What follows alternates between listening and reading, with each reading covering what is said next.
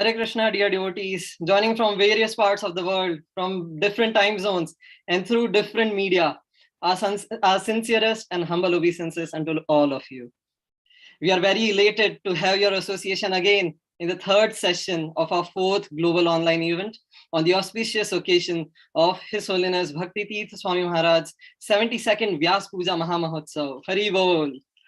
We welcome you all and hope you have brought your friends and family along with you to join this spiritually packed session with lots of association and memories of His Holiness Bhakti Tirtha Swami Maharaj, so that they also get benefited.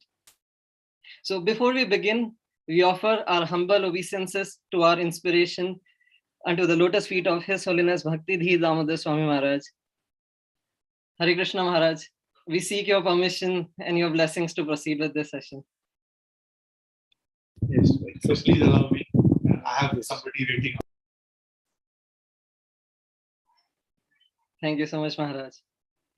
So before we move to the session, I would like to invite Her Grace Yogini Mataji to help the listeners with the language interpretation on Zoom.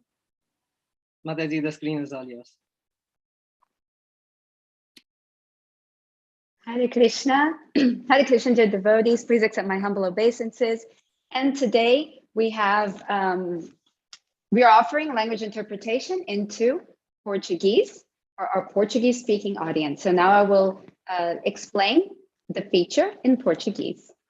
Olá, queridos devotos, Hare Krishna. Para aqueles de vocês que precisam de tradução simultânea, é só apertar no ícone que já está na sua tela, no canto inferior da tela, escrito Interpretation, e depois escolher o canal de português.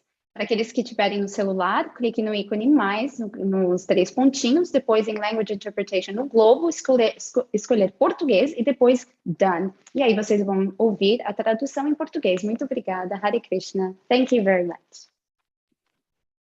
Thank you so much, Mataji. So now let's have a look at the schedule for this session.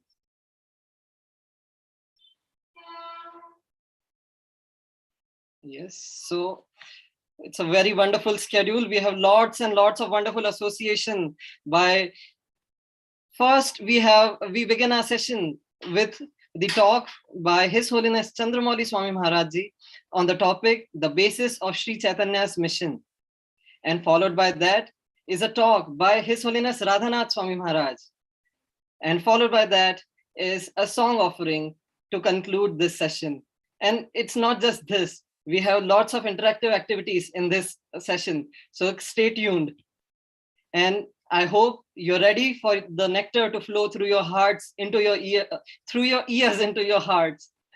And I hope you have kept your water bottles and pen and notebooks with you, because you wouldn't want to miss even a single moment of this session.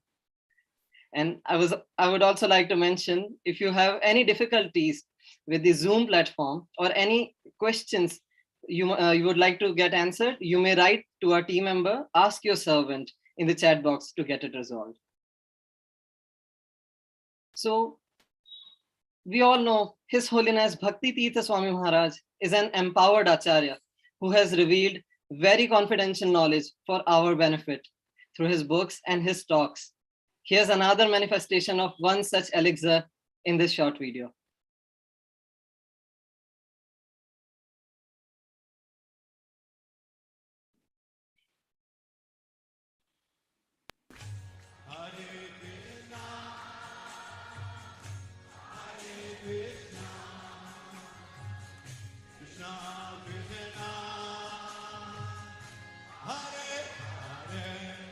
Never a time when Krishna is not there. Whether our situation is seemingly auspicious or inauspicious, never a time that what we do or what somebody else is doing or has done, that we can't somehow use it to become more Krishna conscious, to be more eager to get Krishna's shelter, protection, to get his love, to even be more eager to have deeper understanding. Sometimes difficulties, confusions, setbacks, they give us the greatest chance to be more mindful for the person who's undergoing some challenge. Sometimes we take many things for granted, and then someone is having a problem. Now there's a time for the mother, for the father, for the disciple, for the student to see, oh, how can I serve?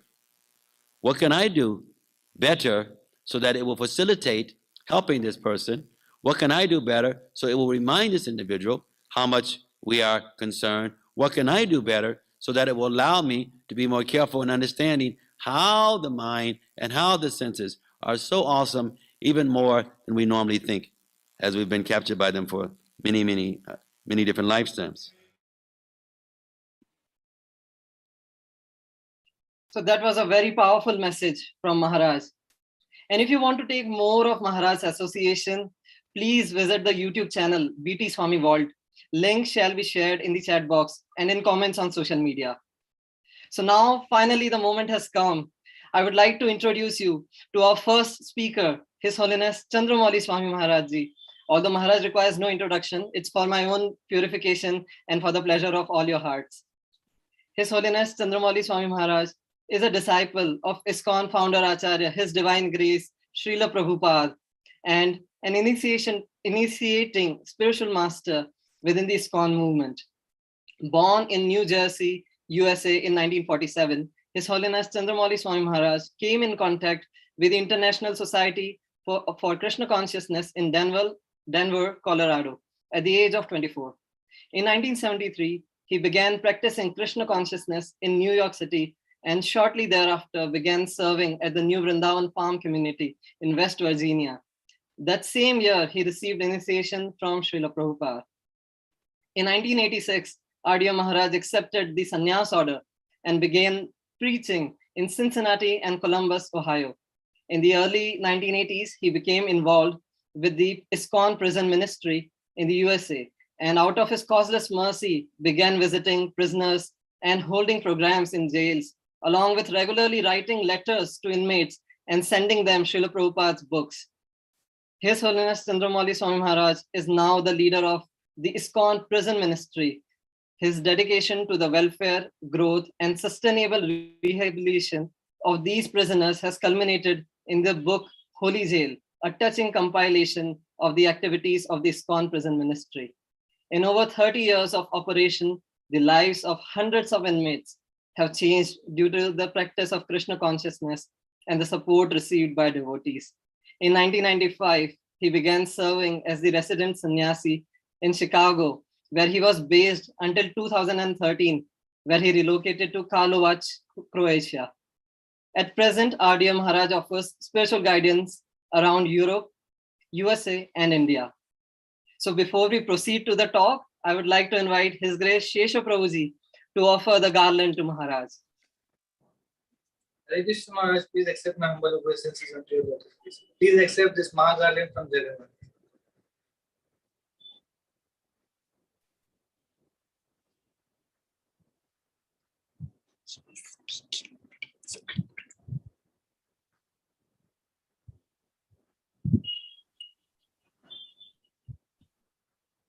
I would also like to mention one more thing. So if devotees are facing any problems on Zoom, they might write to ask your servant in the chat box to get it resolved. So now, without further ado, I would request Maharaj to take up the screen and enlighten us on the message he has to share. Hare Krishna Maharaj, we offer you our humble obeisances. Please accept our humble obeisances, and the screen is all yours, Maharaj. Hare Krishna, my obeisances to all the devotees. Vanchakalpa tarubhascha, vipasindhuvevacha, patitanam pavanebhyo vaishnavebhyo namo namaha. Gaur Bhaktivinoda ki jai. So I was requested to speak on the basis of the mission of Chaitanya Mahaprabhu. And I thought I'd start with a verse from the Sri Chaitanya Charitamrita from the 9th chapter of Adi Leela, which is entitled Desire Tree of Devotional Service. And I'll just read the translation and a very, very short purport by His Divine Grace, Srila Prabhupada. Not considering who asked for it and who did not, nor who was fit or who was unfit to receive it, Chaitanya Mahaprabhu distributed the fruit of devotional service. Srila Prabhupada's purport. So he gets right to the point in the first line of the purport. This is the sum and substance of Lord Chaitanya's Sankirtan movement. There is no distinction being made between those who are fit and those who are not fit to hear or take part in the Sankirtan movement. It should therefore be preached without discrimination. The only purpose of the preachers of the Sankirtan movement must be to go on preaching without restriction. That is the way in which Sri Chaitanya Mahaprabhu introduced the Sankirtan movement to the world. End of the purport. Om Vishnu Padaya Krishna Prestaya Bhutale Shri Bhakti Vedanta Swami Iti Namine Namaste Saraswati Deve Gauravani Pacharine Nirvisesa Sunyavari Pastyatya De Satarine Shri Krishna Chaitanya Prabhu Nityananda Shri Advaita Gadadhara Sivasadi Gaur Bhaktivinoda Hare Krishna, Krishna Krishna, Hare Hare, Hare Rama, Rama Rama, Hare Hare. So, the essence of Lord Chaitanya's process is really nicely summed up in this one verse, that Mahaprabhu is Namo Mahavadanaya Krishna Prema Padayate Krishnaya Krishna Chaitanya Namani Gauda Triste Namaha. The most magnanimous, the most merciful incarnation of the Lord. He is actually not an incarnation. He is the source of all incarnations because he is non-different than the absolute truth. He is Krishna himself in the form of his own devotee. And therefore, his Sri Krishna, Chaitanya, Radha, Krishna, Nahiyanya. There's no difference between Krishna and Chaitanya Mahaprabhu, except there is a difference in that he has the mood of Srimati Radharani playing the role of a devotee of the Lord.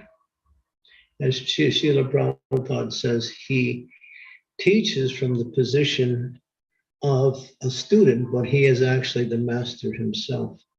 And so when the master takes the position of the student, and teaches the student from that position, that is the best form of teaching, because the master knows what the student should be giving to the master, and therefore, as an example, he teaches from that perspective. So Sri Chaitanya Mahaprabhu's movement is without discrimination, as it's mentioned here. We also saw that in the life of Srila Bhakti Tirtha Swami Maharaj.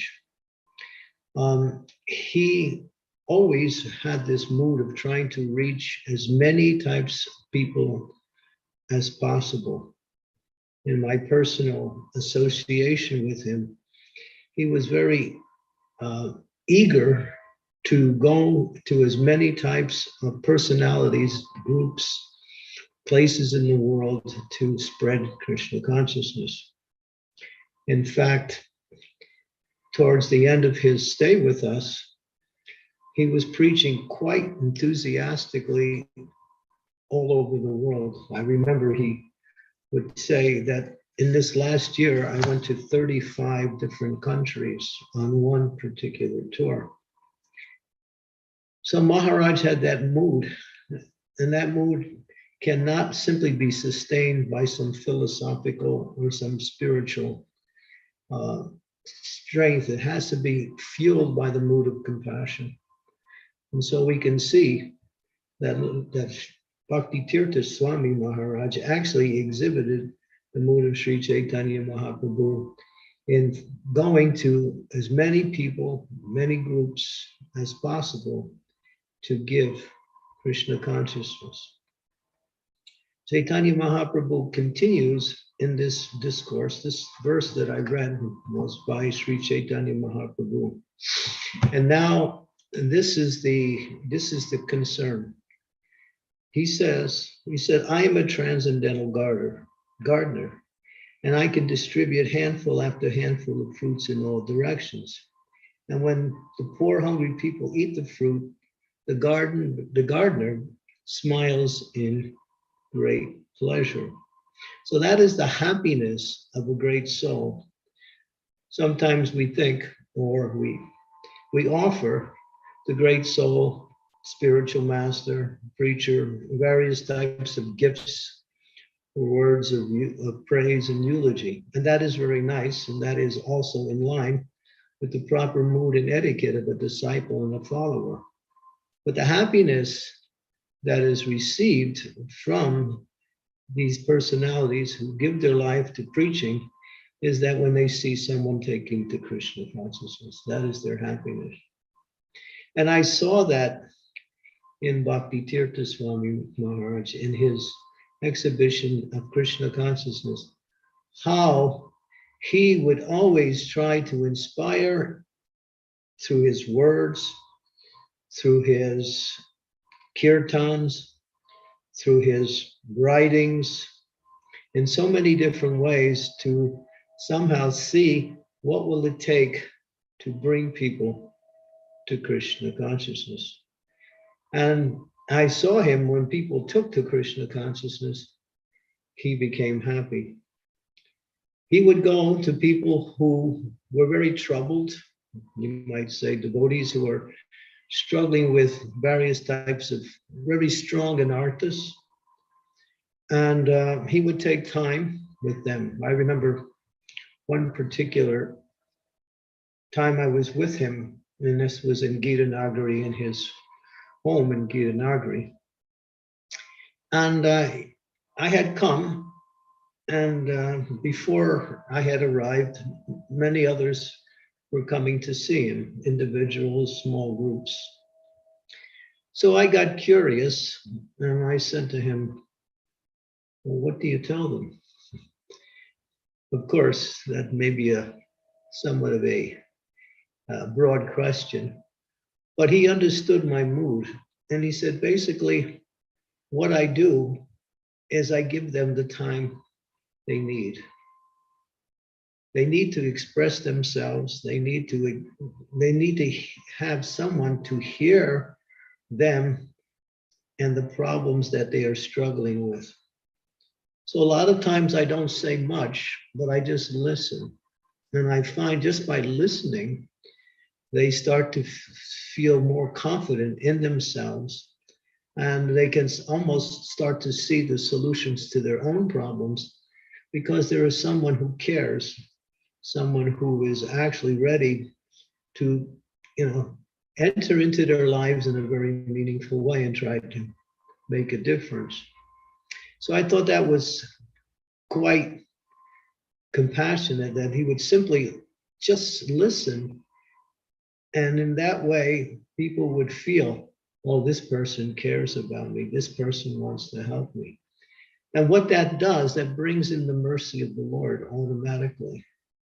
And when that mercy comes, the problems that we have seem to be more easily solvable simply by the presence, but to speak of the instructions we gave, simply by the presence of a person who cares. And that was Bhakti Tirtha Swami Maharaj. He had just such a deep, really, really deep concern to reach as many persons as possible with Krishna consciousness, but especially, as we see here, we know Chaitanya Mahaprabhu's mission is a mission of compassion. One of the most popular, outstanding pastimes is Chaitanya Mahaprabhu and Sri Nityananda giving their mercy to 𝐤𝐤𝐬𝐬 and 𝐬𝐰. Now that pastime we all know, we've heard it so many times, but it really exemplifies Chaitanya Mahaprabhu's mercy in an exemplary way, in such a way that it understands that mercy is complete. There's no one who is not fit, even the most sinful, even the most wretched, even the most unintelligent. It doesn't matter what their situation is, what their background is. Chaitanya Mahaprabhu's move was to spread the holy name, and he would empower Lord Nityananda, along with Srila Haridas Thakur, to go from place to place, door to door, begging people to chant the Hare Krishna Mahamantra. And even if persons found reasons why they couldn't chant or wouldn't chant, Lord Nityananda wouldn't accept that. He would sometimes take a straw in his teeth and get on his knees, and with folded hands, he would beg them, the Lord has come with the mercy you are looking for. Please chant the Hare Krishna Mahamantra. This will make you happy. This is the happiness you are looking for. And by his humility, by his deep concern, by his compassion, people would sometimes say, oh, Nityananda, please get up. Yes, we'll chant, we'll chant, we'll chant. And this utter humility is the mood of Sri Chaitanya Mahaprabhu's mission. As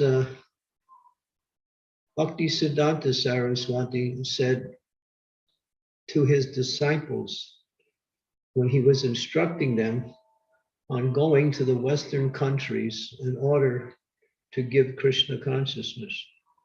He gave many instructions, but one of the instructions was the mood of a Vaishnava. And that mood is exemplified by the prayers of Chaitanya Mahaprabhu in the Shikshastika.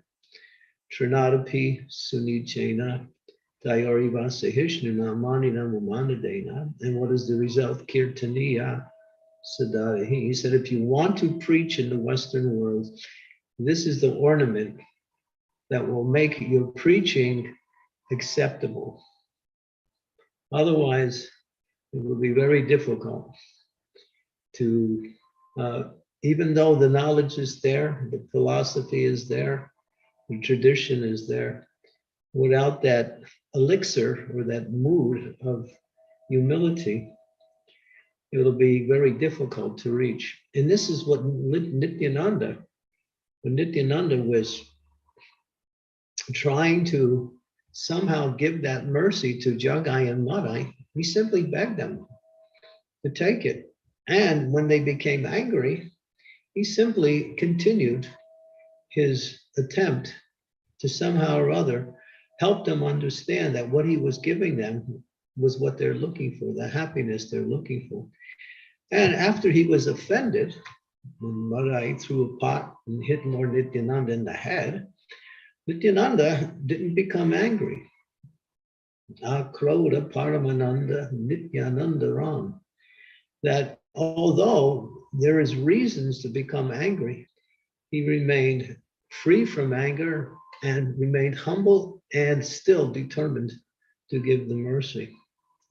So I saw that in Bhakti Tirtha Swami Maharaj when he was dealing with various types of individuals, knowing there was many difficulties, but he always was determined and he was always in that mood of helping people, which is the mood of humility, which is a mood of subordination. Although taking the position of a teacher, they accept the mood of subordination by begging people, praying to them, praying for them, so they can somehow or other accept this compassionate process of the holy name of the Lord.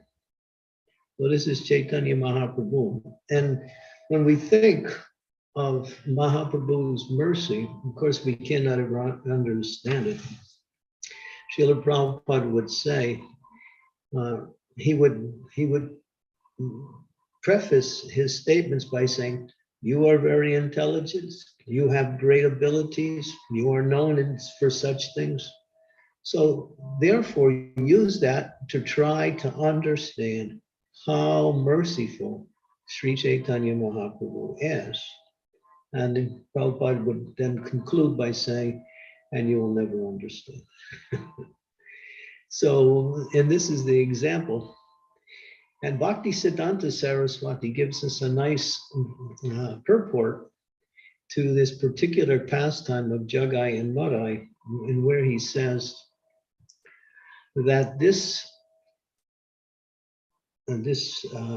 story, this pastime of Lord Chaitanya and Lord Nityananda converting Jagai and Madai is not simply a story from the scriptures. It's not simply a historical event.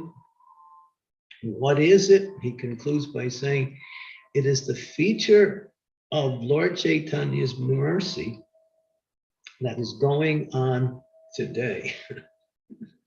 So it is not something of the past. The Jagais and Madais of this world somehow or other receiving Chaitanya Mahaprabhu's mercy in the form of the compassionate preaching of this ISKCON society, and especially we see exemplified in Bhakti Tirtha Swami Maharaj. So I'll read a little bit more from this section because it's so powerful right here. And Lord Chaitanya goes on to say, I am the only gardener. So he places himself as a gardener. Of course, it's in reference to the tree of Bhakti. And the tree has many fruits. And Lord Chaitanya is now playing the role of a gardener. He says, how many places can I go? How many fruits can I pick and distribute? And Srila Prabhupada says in the purport, Mahaprabhu indicates that the distribution of the Hare Krishna Mahamantra should be performed by combined forces. Although he is the Supreme Personality of Godhead, he laments, how can I alone? Now it's interesting because the one devotee said to Srila Prabhupada, Srila Prabhupada, was more like a question. And he said, Srila Prabhupada, Chaitanya Mahaprabhu, he spread Krishna consciousness. He spread the holy name throughout the Indian subcontinent. He's the Supreme Personality of Godhead. Why didn't he, just continue and spread it throughout the world? And then Srila Prabhupada immediately responded by saying, he left it for me to do. He left it for me to do. So the Lord is more powerful. but playing the role of a devotee and playing the role of someone who is unable to complete his desire to make everyone Krishna consciousness. He's begging all of us. And Prabhupada goes on, how can I alone pick and distribute fruits all over the world? Of course, we know the Lord is all powerful, but this is his mood. This indicates that all classes of devotees should combine to distribute the Hare Krishna Mahamantra without consideration of time, place, or situation. So this is Mahaprabhu. He wants to give his devotees the credit. There's a beautiful purport and a verse from the 6th canto of Srimad Bhagavatam, 19th chapter, it's verse number 5, in which it explains that the Supreme Personality of Godhead is all powerful, but he's also all merciful. And one of the features of his mercy is that he creates a situation wherein he appears to be unable to carry out the activities. So he reminds his devotee, some Prabhupada mentions in the purport, through dreams or through other ways, what he wants done. And the devotee goes about trying to fulfill the desire of the Lord. And the Lord provides whatever is needed in order for him to carry out that service. The Lord inspires, the Lord gives direction through the heart and through other means, and also gives the facility, but the devotee gets the credit. The devotee gets the credit. This is one of the compassionate features of the Lord, that although he's all powerful, he can do anything. As Prabhupada said, yes, Chaitanya Mahaprabhu was competent to take his mission everywhere, but he's leaving it for us. Why? So we can become purified and go back home, back to Godhead, by accepting this legacy of the Lord by preaching Krishna consciousness to the fallen conditioned souls, which is really the need. It's the need always, but it's now the need of the time more so than ever. We're finding, at least where I am, that people are more and more open than ever before to the Sankirtan movement. Here we are here in Slovenia, and the devotees are going out on Harinam every day. We've been doing that for the last 2 years. I think we missed a few days because of severe weather, but mostly every day the devotees are out on Harinam.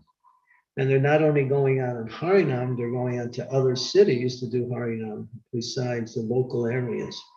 And the Harinam is always accompanied by books distributors. So, and our particular temple here, the deities are Panchatattva. So Lord Chaitanya is really encouraging his followers, take my mission and bring it into the streets and chant and distribute that mercy through the holy name and through transcendental literature. So we can imagine if every devotee in the ISKCON society somehow or other would take up this mission of preaching Krishna consciousness and together in a unified way, do Harinam, book distribution, or find different ways through various avenues of teaching and preaching to spread the mercy of Sri Chaitanya Mahaprabhu. How fast this world would change. So Prabhupada, Chaitanya Mahaprabhu, has empowered his devotees, and Bhakti Tirtha Swami was one such person. Not only did he preach Krishna consciousness, but he risked his life many times, preaching behind the Iron Curtain during the Cold War, in places that if you were caught, you would probably either be executed or you would be put in jail and no one would ever find you ever again. And there were many situations, there's many stories where Maharaj was in difficult situations. That one time when he was in, I believe he was in Czechoslovakia, and he was working with the Library Party. Now it's Czech and Slovakia, but at that time the country was Czechoslovakia. And so he had gotten to this one university, and he was going to find different professors that he could visit and speak about Krishna consciousness and try to encourage them to take books for their classes and for their students. And so he was walking down the halls of one university, and then he could sense someone was following him. And then he understood, yes, there's some security and they see me. So they were following. So what he did is he took off running, and immediately they ran after him. And then, as it's described, he ran around a corner. As soon as he ran around the corner, he looked up and he saw a sign over a particular professor's office with the name of the professor. Immediately opened the door and went inside. And the professor was quite shocked. and immediately Maharaj said, "Oh, are you?" Because he saw the sign on over the door. And he said, "Are you Professor so-and-so?" And he said, "Yes." He said, "Well, we have a meeting together." He said, "I don't have any meeting with you." He said, "Oh, maybe your secretary forgot to tell you, but I made an arrangement." Immediately he started talking and describing why he came, and he sold that professor a whole set of Srila Prabhupada's books at the time. So this was Maharaj. He turned a situation that looked like very dangerous into something very, very profitable by spreading Krishna consciousness. So Maharaj was always thinking, and this was his mood, where else can I go to spread Krishna consciousness? Where other areas, what other persons?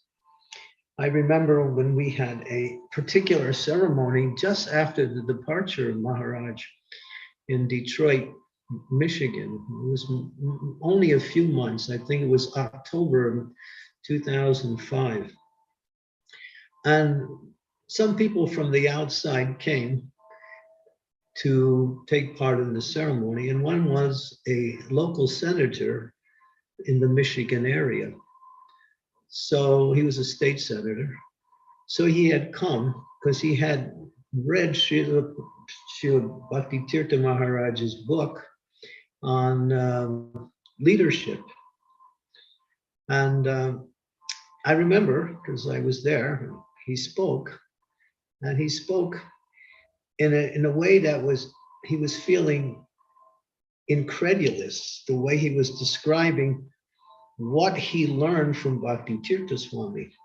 And that was, in a position of leadership, you are actually in a position of serving.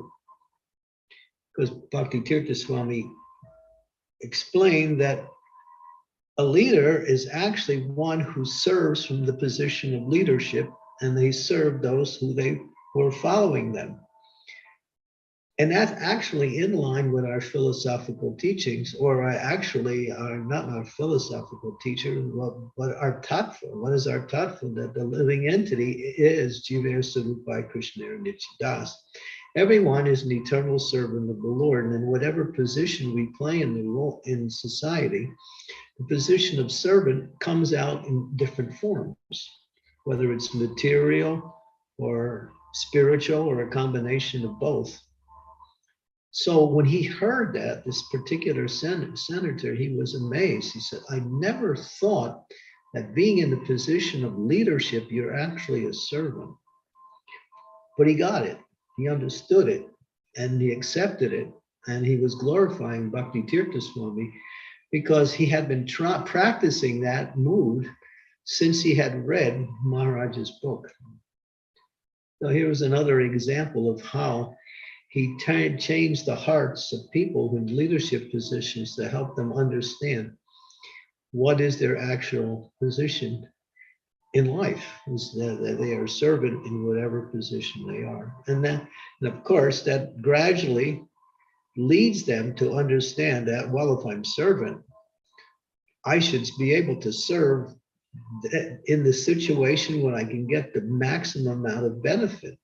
And then we understand that, and that means to serve the Supreme Personality of Godhead or to serve his pure devotee, which is non-different. Well, that was Bhakti Tirtha Swami. He was always so able to revolutionize by understanding Srila Prabhupada's philosophy and presenting it in different venues, different mindsets, different groups. And that is Lord Chaitanya's move, is to reach as many people as possible, many groups as possible. So, and of course, Lord Chaitanya is Mahapatita Pavan, that he is always going to those who are most unqualified. Prabhupada also said that is Lord Chaitanya's movement, that he wants to distribute it to everyone. But the glory of Chaitanya Mahaprabhu's mission is that those who are the lowest, at least from the material perspective, or unqualified in so many ways, take to Krishna consciousness and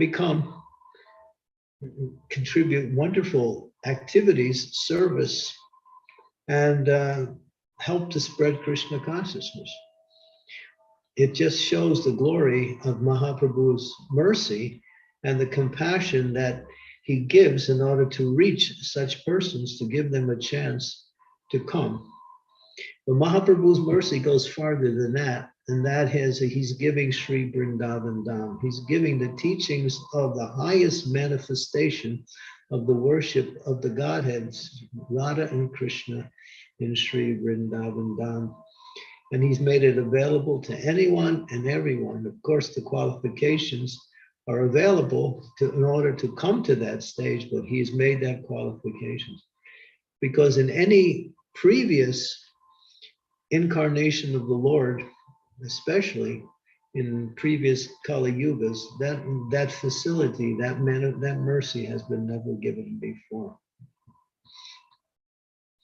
I remember also Bhakti Tirtha Swami when he was preaching in Africa, and he was giving a lecture. And one of the things that he was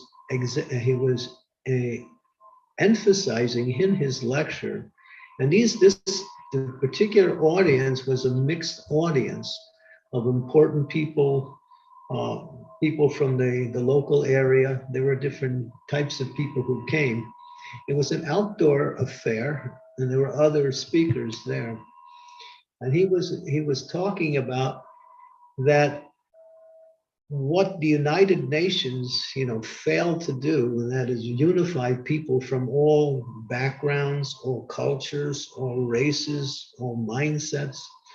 We have done it in this Krishna consciousness movement, that people from this country, from that background, from this country, all are coming together to chant the Hare Krishna Maha Mantra and to unifiedly work together to serve the Supreme Lord Shri Krishna.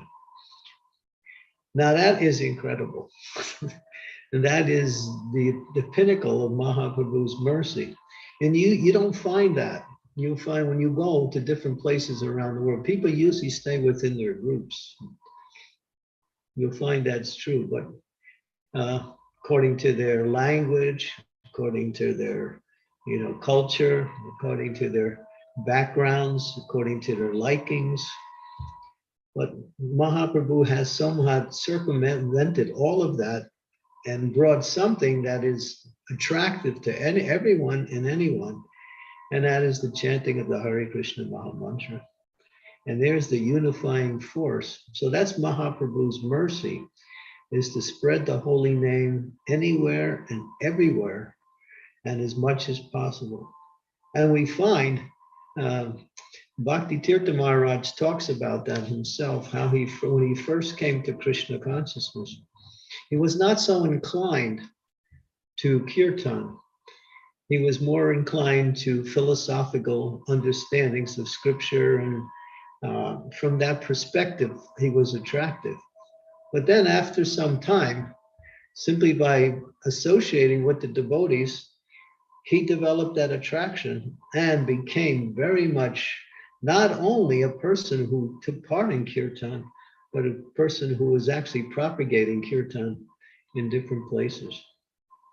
I remember when we would go to Gita Nagari and Maharaj was there and the kirtan would go on. He would be always leading the dancing. Sometimes he would be dancing and singing at the same time. And he would somehow or other try to bring each and every devotee who was present into the kirtan. That was Maharaj's mood. He would do sometimes what we know as the snake dance. He would the devotees would hold on to the back of each other's shoulders, and then they would meander around the room and perform kirtan in that way. In that way, he got everyone together in kirtan, and he would use various other techniques to bring devotees in kirtan. And that's the mood of a Vaishnava. A Vaishnava wants to see everyone engaged in Krishna consciousness. And as Prabhupada says, the great souls, they are happy, they're satisfied, but there is one dissatisfaction that is still within their heart and mind, is that not everyone is Krishna conscious. Not everyone is Krishna conscious. So their eagerness and that mood of developing that preaching mood to somehow bring more and more people in, just is, they know this makes Krishna happy and they also feel satisfied. So Prabhupada would say, the great souls can only be happy when the entire world becomes Krishna conscious. And that's the Mahaprabhu's mission, and it's a mission of compassion. There's no discrimination who's qualified and who is unqualified. So that was Bhakti Tirtha Swami Maharaj. I saw that he could interact with and be, what we say, himself in any group. He was never out of place, no matter who he was with. He could be with, persons in the Pentagon. He could be with children. He could be on the farm, working in the fields. I saw him do so many different types of services with different types of people and over the years. And he was always the same enthusiastic, what we say, inspiring person to somehow or other bring people in to Krishna consciousness. And that was his mood. And he was very successful. We're actually seeing that even now more and more. Many of his devotees are now becoming leaders in their own right due to Maharaja's planting these deep seeds of compassion in them. And now they're actually taking positions and preaching Krishna consciousness in different places. And Maharaj also said that. He said, after I leave, people will become more inclined to take what I've given them and actually become and benefit from that and become Krishna conscious. So this was Bhakti Tirtha Swami Maharaj. So Sri Chaitanya Mahaprabhu is, of course, Namo Mahavadanaya. He is the most merciful manifestation. And as we try to speak about that mercy, we fall short of trying to describe it even in the slightest way. But his pastimes in this world are still going on through his devotees. And it's not like Mahaprabhu is gone. And that was something of the past. He is still here with us very strongly, encouraging this movement. And the movement is Harinam Sankirtan and preaching Krishna consciousness. And the mood is somehow or other accepting the role of difficulties in order to preach Krishna consciousness. That is the mood of Krishna consciousness, because in Kali Yuga, it's not easy to preach. It's very difficult because the materialistic society is so very strong in the mood of economic development and sense gratification. People are locked into that. Well, that is slowly changing by the crisis that we are presently in worldwide. It's starting to loosen up, and people are looking more now to find solutions. So that that attachment to the mood of materialism is now somehow or other becoming challenged by the present crisis. And because of that, Krishna consciousness now is more easily, I feel, at least from my experience, and I'm seeing it in other places around the world, it's more easily to speak to people, to distribute books, and to somehow or other be more acceptable for what we stand for and what we are offering everyone. So Bhakti Tirtha Swami Maharaj is the pinnacle, he is the epitome of that mood of compassion.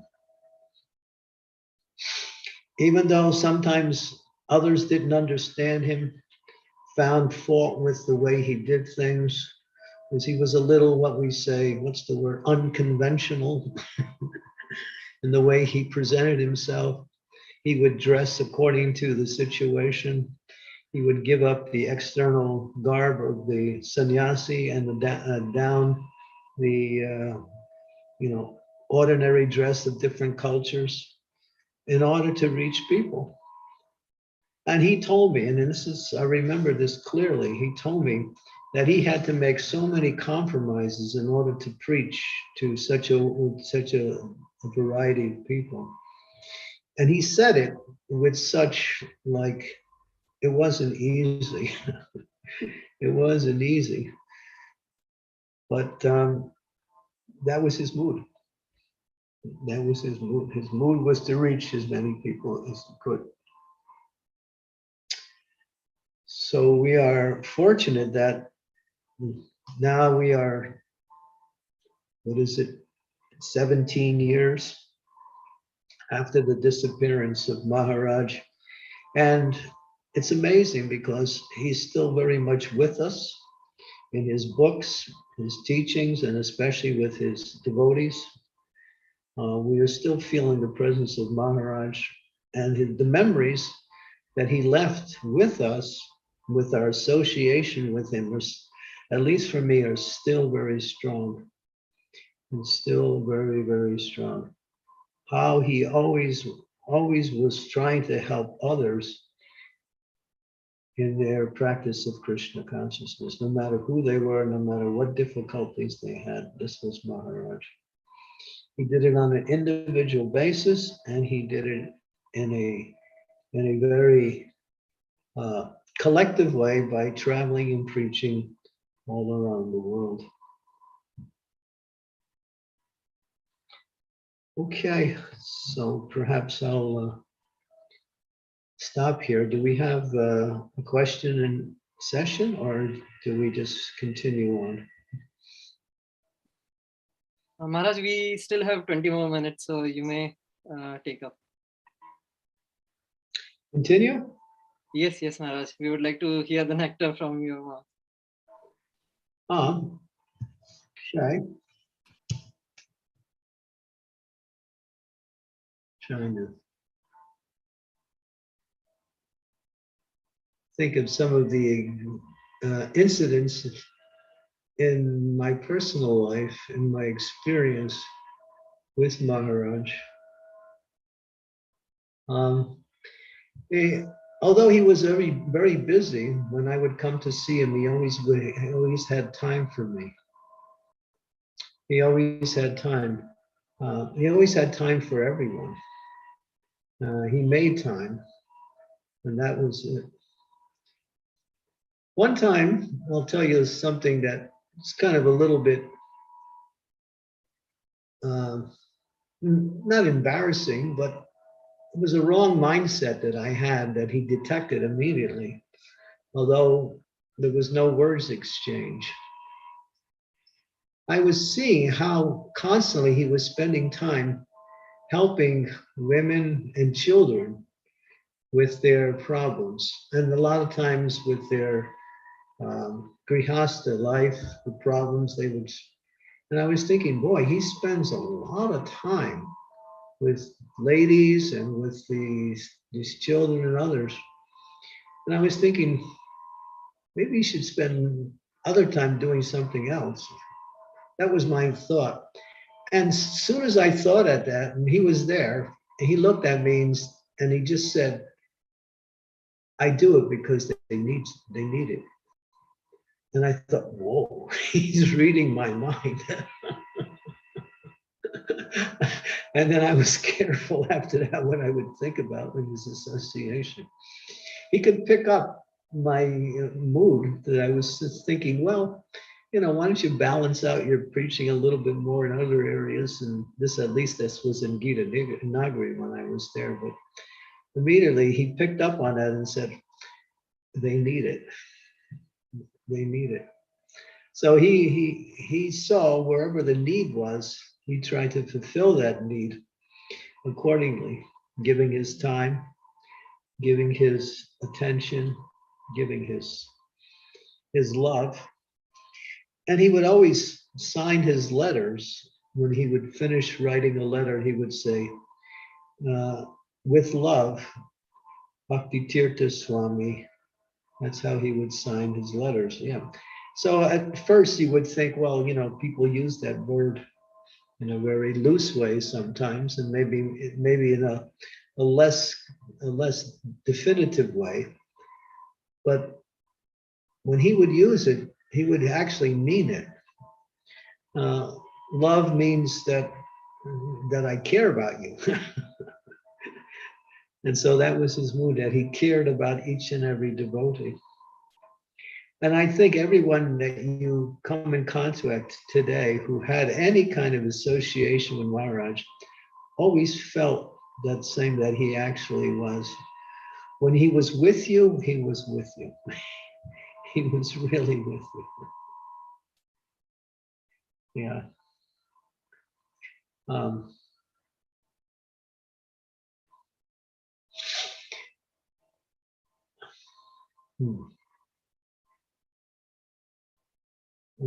There's many small incidents. Of course, he told me that one time that when he had a dream with, and he was sitting alone in the room with Srila Prabhupada. And then there was no conversation going on. He was just sitting there. And then Prabhupada pointed to the door in the room. And on the other side of the door, there was all these people from Africa. And then Prabhupada turned to Bhakti Tirtha Swami and he said, let them in. Let them in.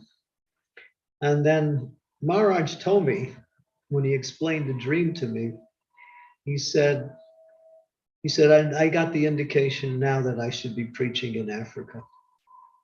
And so then he began his African preaching.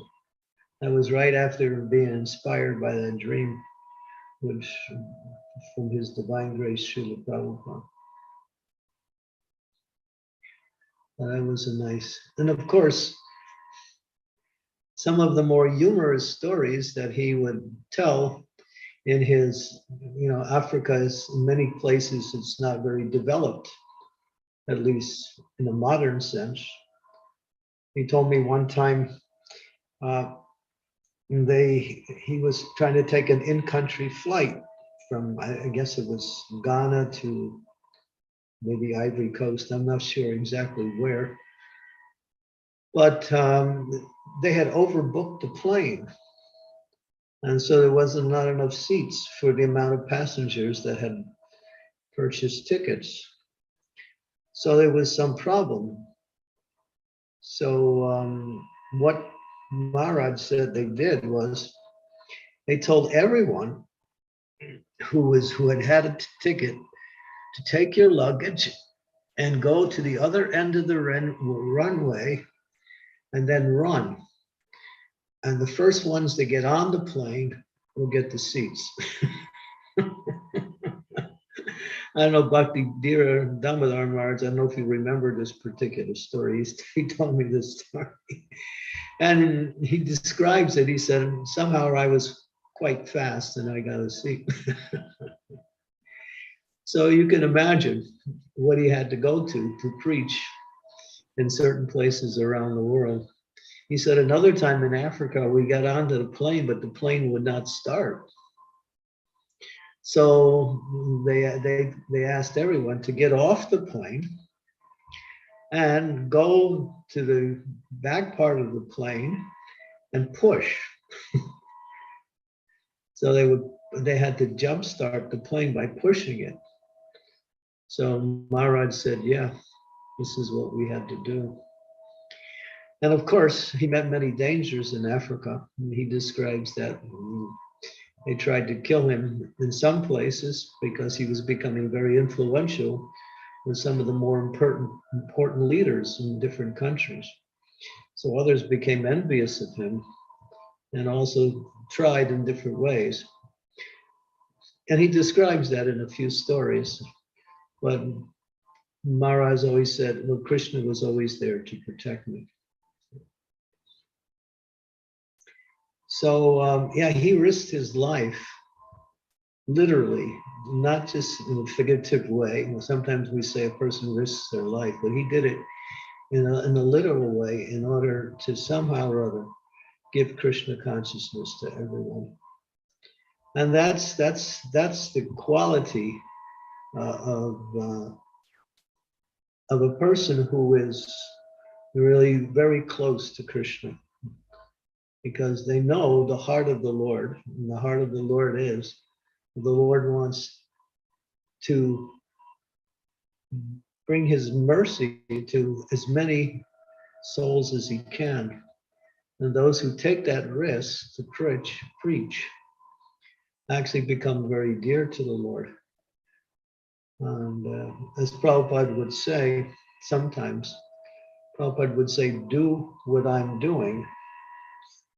So one time when we heard that statement, do what I'm doing, it became quite confusing because no one could do what Prabhupada was doing. But Prabhupada explained, what I mean is you should also spread Krishna consciousness, preach Krishna consciousness. So this is what this movement is about. It's not a movement of simply becoming, we're not bhajan and nandis. We're not simply happy with our own bhajans, simply going to the temple and performing our spiritual activities.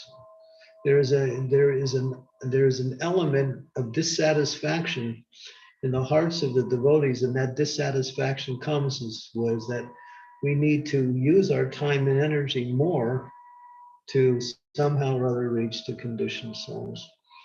And Krishna is always there to give ideas, inspire, and to protect his devotees as they continue to preach Krishna consciousness. So that was the mood of Bhakti Tirtha Swami Maharaj.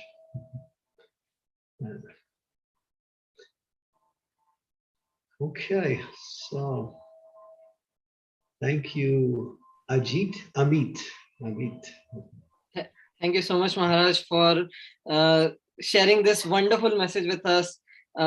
You told about how Jagai and Madai story is not just a story, but it's an expansion it's an example of Mahaprabhu's mercy, and it's still going on, and how His Holiness Bhakti Tirtha Swami Maharaj contributed and is exemplifying his mercy. You told how Maharaj gave time to all those who were troubled and always listen to them.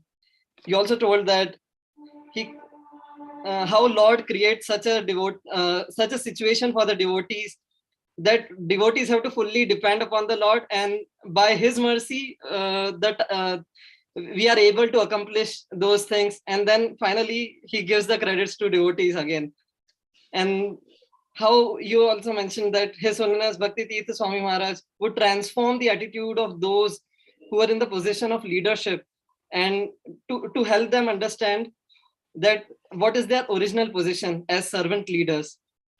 You gave really very wonderful points, and there are so many that I can't even start to mention. We thank you so much, Maharaj, that you shared this message of Mahaprabhu's mission, which was spread all over the world by our dear Srila Prabhupada, and also how His Holiness Bhakti Tirtha Swami Maharaj made the contributions. And we pray that our criminal-like uncontrolled minds be tamed and transformed by trying to follow your instructions, Maharaj. Thank you so much, Maharaj. Thank you for the opportunity to say something in glorification of Bhakti Tirtha Swami. Although I'm so unqualified, still Bhakti Tirtha Swami is so amazing that we can always find something that about his character and his qualities that we want to speak about, to glorify. It's just, Maharaj is amazing. I just, not recently, but maybe a few months ago, I was at Gitanagari, and you can still feel Maharaj's presence there within the devotees, within the activities of the yatra. They're very much focused on trying to make Bhakti Tirtha Swami's place, Gitanagari, a successful yatra, a successful place where people can become Krishna conscious. His mood is still very strong there. So that was my experience when I was there in, I think it was November of last year. Thank you so much, Maharaj. We are very humbled by your presence here, and we pray that we get to have your association again and again. Thank you so much, Maharaj. Hare Krishna, thank you for the opportunity, and my obeisances to all the devotees. So many devotees are out there. I wish I could just see each and every one of you, but I can only see a few. But somehow or other, thank you all for coming, because it is just a credit to Bhakti Tirtha Swami that the devotees are so enthusiastic to glorify Bhakti Tirtha Swami, to hear more and to learn more, what we can learn more from his life, and we could also use in our practice of Krishna consciousness, especially the mood of preaching. Thank you so much, man. Hare Krishna. Hare Krishna. So, wow, that was really very wonderful session. Now, let's move ahead. So, Srila Prabhupada taught us that books are the basis, which has been propagated time and again by all our acharyas. And here's a wonderful book written by His Holiness Bhakti Tirtha Swami Maharaj.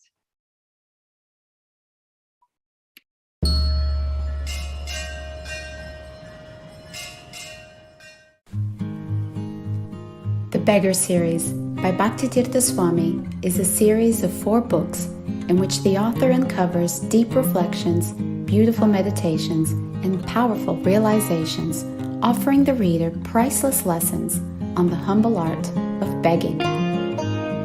Bhakti Tirtha Swami's books are all written to facilitate us in keeping our highest selves in charge of our lives as we move toward our greatest potential and highest good. In The Beggar 1, Meditations and Prayers on the Supreme Lord, the author reveals personal dialogues with God, exploring topics such as patience, tolerance, humility, and compassion, which are necessary tools for maintaining sanity in a world full of conflict and stress. The Beggar 2, Crying Out for Mercy, a follow-up book to The Beggar 1, is a beautiful collection of prayers, meditations, and essays that will make the reader laugh and cry, and most of all, commune with their innermost part, that is crying out for the mercy. The Beggar 3 focuses on false ego, the greatest enemy of the spiritual leader. In this volume, Bhakti Tirtha Swami offers powerful lessons by his loving, living example, which help us do the inner work of understanding that our life force is our God force. The Beggar 4, Die Before Dying. In this book, the author lovingly shares his heart, addressing the fears, struggles, and pains of facing imminent death. Through these illuminating meditations, we participate in the process he calls Die Before Dying. His honesty and faith will enlighten the minds and melt the hearts of the reader. With humility and gratitude, he teaches us how to welcome the loving hand of God.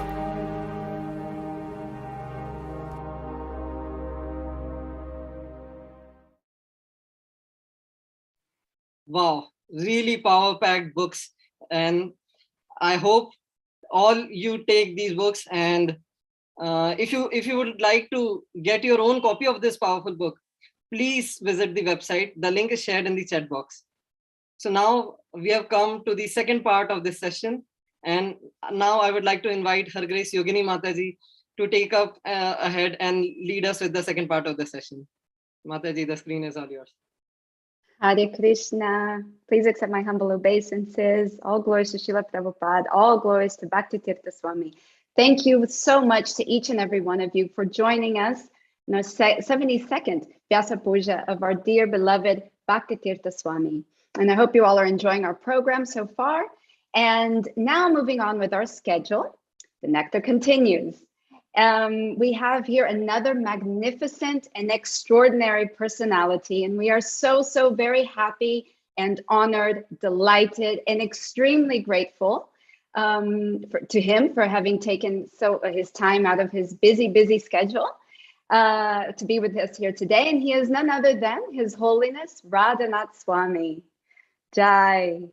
Hare Krishna. Please accept my humble obeisances. All glories to Srila Prabhupada. Radhanath Swami is a wonderful personality, probably requires no introduction at all, but because he's so well known all over the world for his wonderful personality, his profound spiritual teachings, his example, his outstanding transcendental accomplishments and services.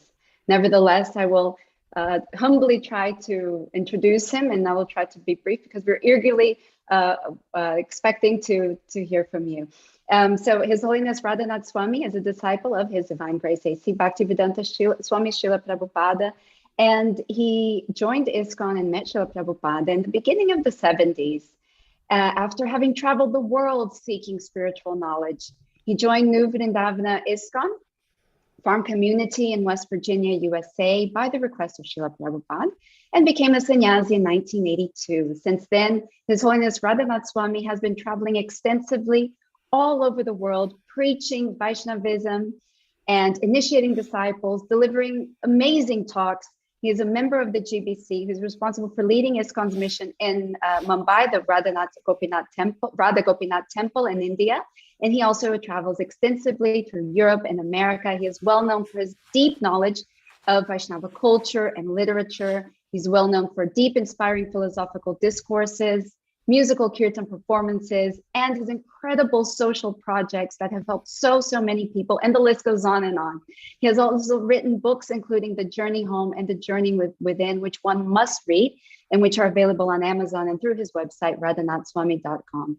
So before, I would like to now kindly ask His Grace Jaggan Nivas from Vrindavana to kindly offer His Holiness Radhanath Swami our virtual garland.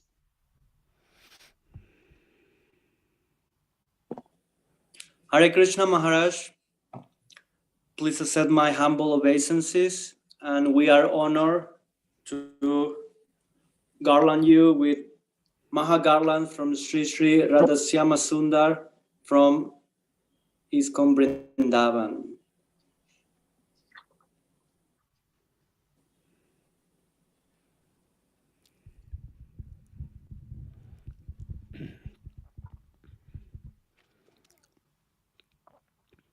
Thank you so much, Prabhu. Maharaj, we would now humbly and kindly invite you to share your words with us. Hare Krishna. Om Mokyantimidandasya Jnananjana Shalakaya Chakshurun Militam Yena Tasmai Sri Gurave Namaha Sri Chaitanya Manobhishtam Stapitam Yena Bhutale Swayam Rupa Kadamayam Dadati Swapadantikam Bandeham Sri Guru Sri Jutha Padakamalam Sri Gurun Vaishnavamscha Sri Rupam Sagrajatam Sahagana Raghunathan Bitam Tam Sajivam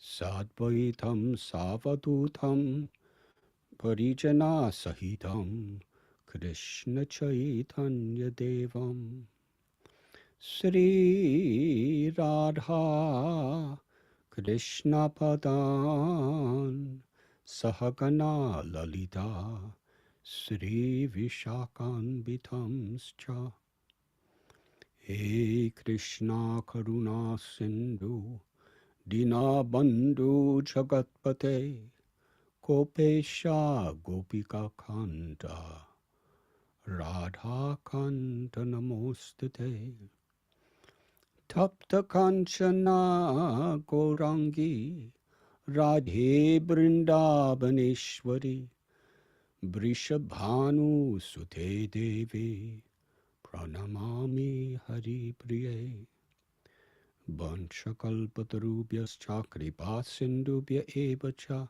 patitanam bhavanebhyo Vaishnavebhyo namo namaha Sri Krishna Chaitanya Prabhu Nityananda Sri Advaita Gadadhara Shiva Sri Gaura Bhakta Vrinda Hare Krishna Krishna Krishna Hare Hare Hare Rama Rama Rama Hare Hare Nama Om Vishnu Padaya Krishna Prishtaya Bhutale Shrimate Bhakti Vedanta Swamin Iti Namine Namaste Saraswati Deve Gauravani Pracharine Nirvishesha Shunyavadi Paschatya Deshatarine Nama Om Vishnu Padaya Krishna Prishtaya Bhutale Srimate Bhakti Tirtha Swami Iti Namine.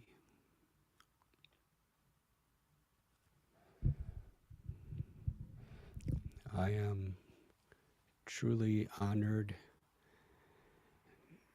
to be among all of you to celebrate the glorious Vyasa-puja of His Holiness Srila Bhakti Tirtha Swami Maharaj.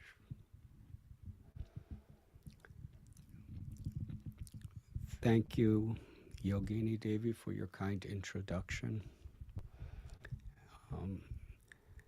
And thank you, His Holiness Chandramauli Swami Maharaj, for your heartfelt and truly inspiring talk. And thank you for all the devotees who put together this wonderful video to glorify and advertise the books of Srila Bhakti Tirtha Swami Maharaj. Just today, I was reading Spiritual Warrior. In fact, just behind me, you can't see a collection of all of Srila Bhakti Tirtha Maharaj's books. And one time, Bhakti Tirtha Maharaj said, "I always have your back."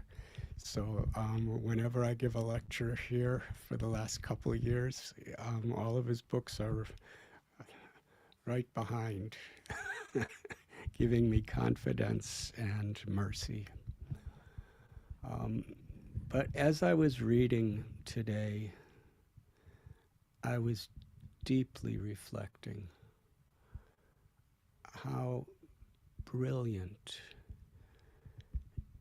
and genius these books are in spreading Krishna consciousness, and how in today's world, more than ever before, the merciful, compassionate, and brilliant way in which he presents pure love of God and Krishna consciousness through his books is more relevant now than ever before. And I believe as Kali Yuga proceeds and unfolds, his books are going to have greater and greater importance to the world. Why is this? Because Srila Bhakti Tirtha Swami Maharaja's books are non-different than him. He has put his heart into these books, as he put his heart and soul into everything he did. He cared. He was on the ground with the people. He knew the challenges. He knew the sufferings. He knew the values and the aspirations of practically every type of person all over the world.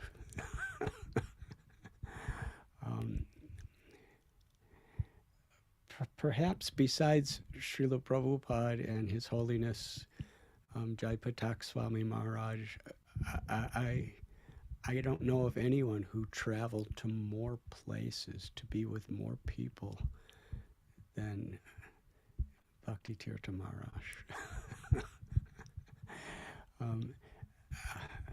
I mean, anywhere I went, he was there.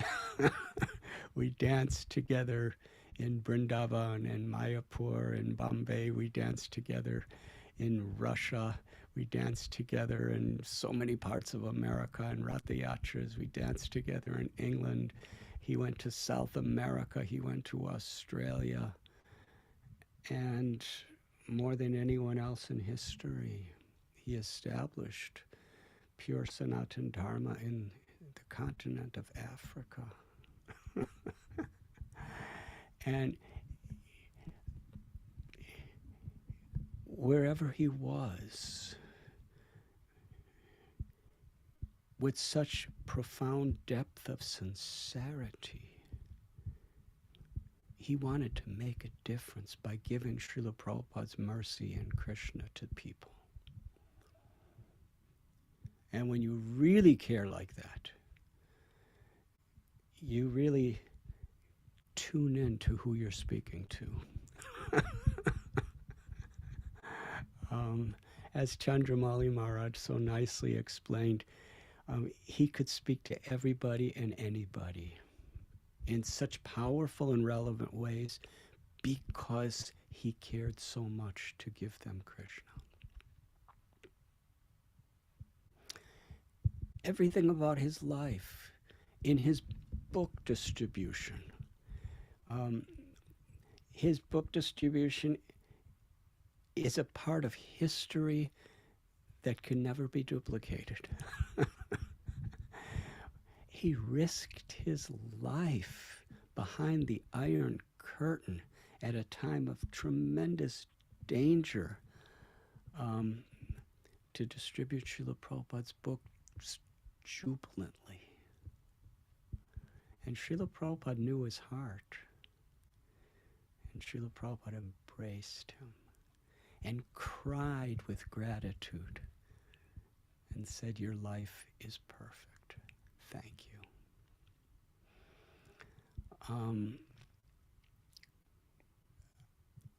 How many people Srila Prabhupada said that to? I don't know. But it is so rare and so unique. How is it he risked his life with such enthusiasm in the most difficult places in the world? Because he had true compassion for the sufferings of others who were disconnected from Krishna. How is it that he could go to Africa and he would share with me so many of the challenges he had while he was sometimes living in Africa?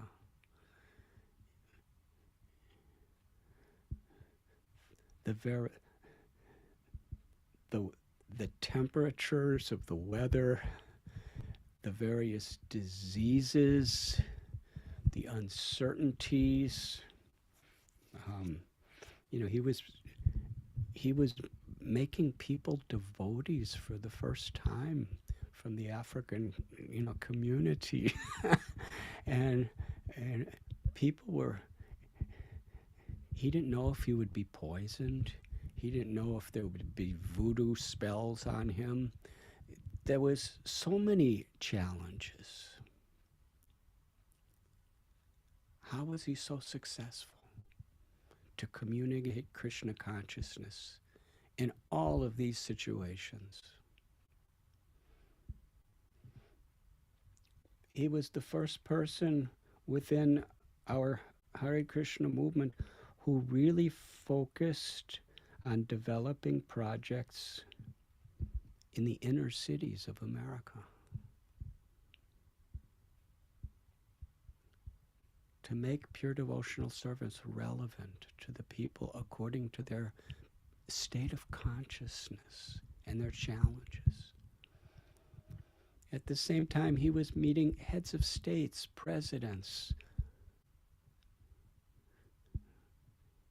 Nelson Mandela, Muhammad Ali, great celebrities.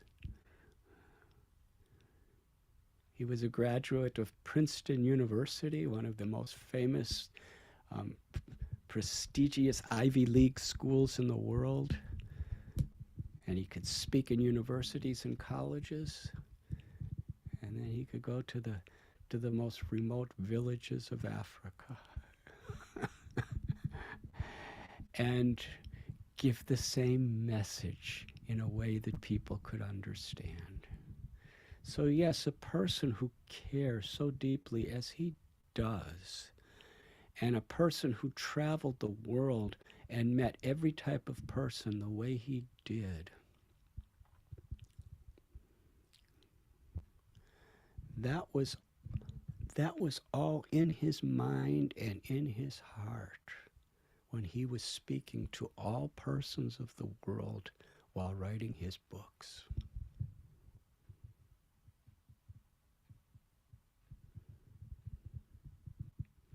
He's speaking to you and me in the devotee community and all other communities. And I know, I have seen people in very high places in the world today, and they worship Bhakti Tirtha Swami Maharaja's books because it is so genuine, from the heart to the heart, explaining Krishna consciousness according to how it needs to be said to so many people. And in a way that is totally practical. When Bhakti Tirtha Swami Maharaj speaks philosophy, profound philosophy, it's always in a way integrally with the hope and the method in which we can practice it. He lived, he breathed for this purpose. And He wrote these books for all generations to come. They are such a empowered supplementary to Srila Prabhupada's books. How they open the doors to Srila Prabhupada's great mercy and wisdom.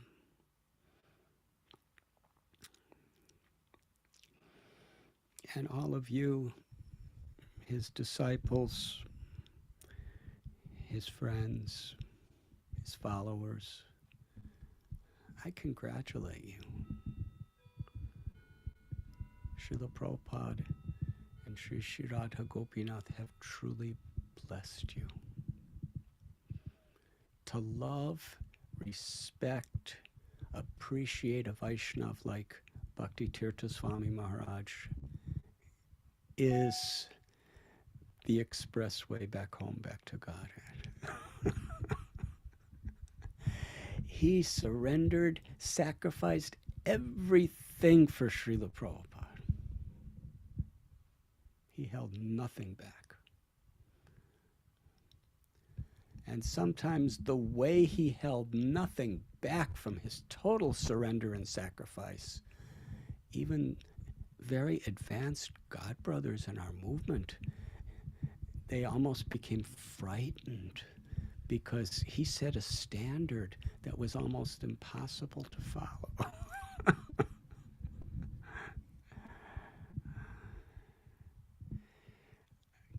How much Srila Prabhupada and how much Radharani and Krishna will bless those who appreciate and love Bhakti Tirtha Swami Maharaj.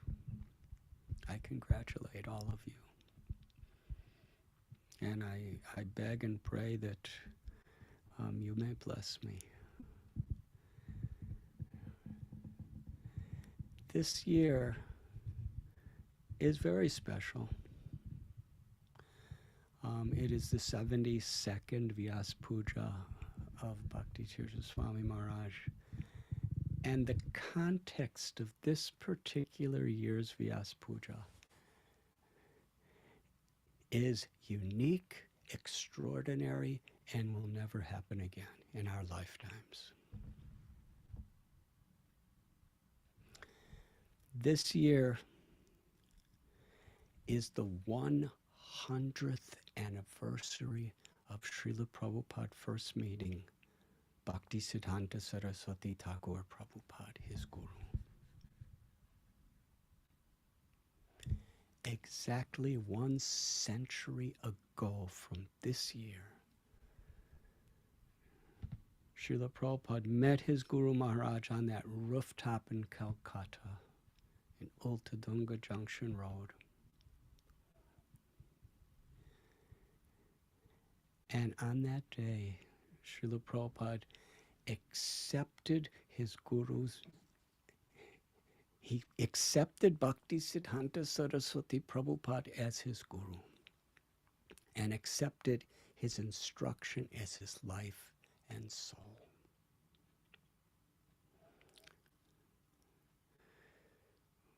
When Srila Prabhupada was just bowing down on that rooftop, before he even looked up to see the face of the man speaking, Bhaktisiddhanta Saraswati Prabhupada ordered him, "You are an educated young man. Take the message of Lord Chaitanya to the whole world in the English language."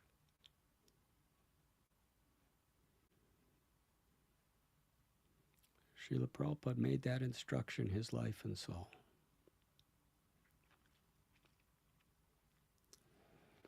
This year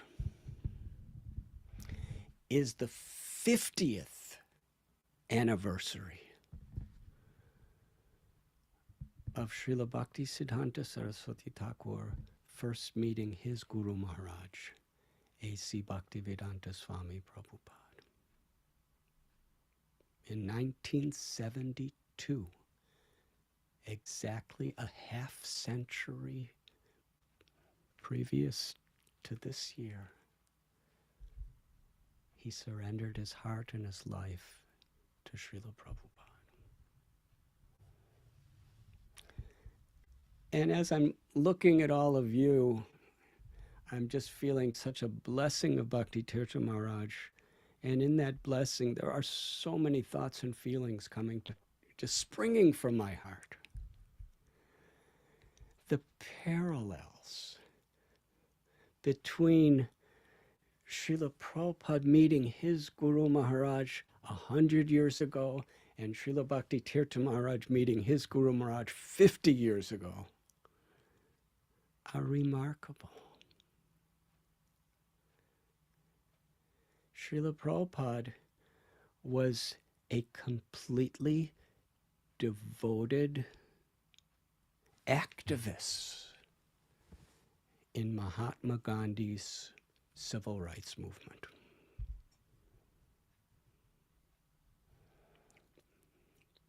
He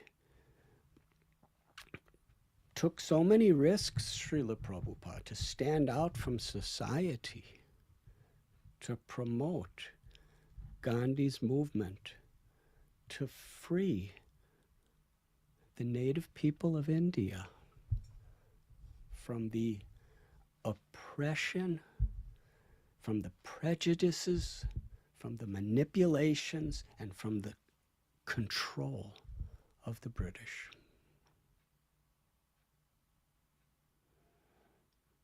The nonviolent civil rights movement of Mahatma Gandhi. Bhakti Tirtha Swami Maharaj, when he first met Srila Prabhupada, he was a leader and an activist in Dr. Martin Luther King's civil rights movement. To free the African American and the minority people of America from the oppression and this prejudice and the control of racism. The most serious difficulty really in India under the British was racism. Dr. Martin Luther King modeled his civil rights movement very much according to Mahatma Gandhi's. Bhakti Tirtha Maharaj was a civil rights leader when he met Srila Prabhupada, fighting for the same essential purpose. When Srila Prabhupada 100 years ago met his guru, he challenged Bhakti Siddhanta Saraswati Thakur, Prabhupada, that at this time the great need is for social justice. The philosophical, religious, spiritual blessings that you're giving are a luxury at this time. We need freedom. We need independence. Who in the world will listen to India as long as we are a subjugated nation?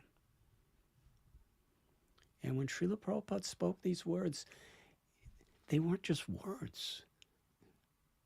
They were the ideal that he had already dedicated his life to. And Srila Bhakti Siddhanta Saraswati Prabhupada told him in reply,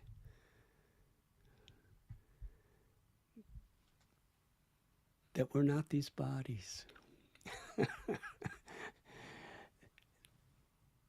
Politics, who's in power, who's exploiting others, these things are always going to be happening in this world, and they're always going to be changing.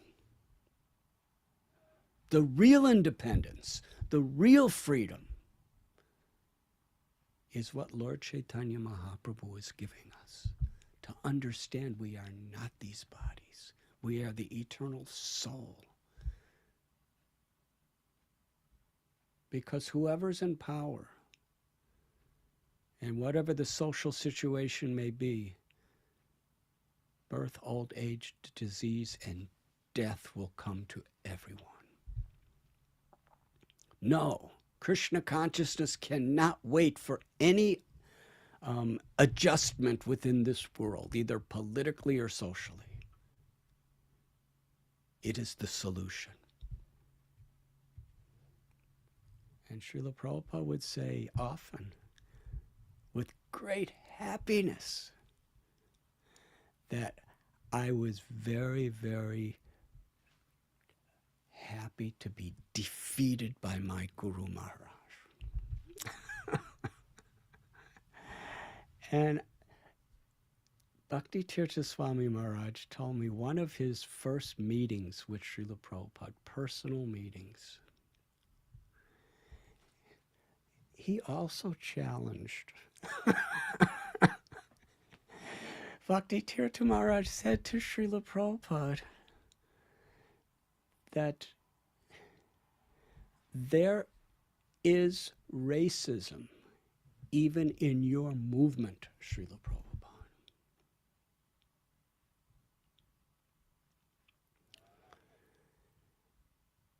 And Srila Prabhupada responded. And before I'm even going to repeat his response, a little background. Srila Prabhupada saw in Bhakti Tirtha Swami Maharaj what I truly believe Bhakti Siddhanta Saraswati Thakur saw in our Srila Prabhupada. He saw something so deep and profound. Srila Prabhupada replied, if the racism in this movement disturbs you, then what makes you different than them?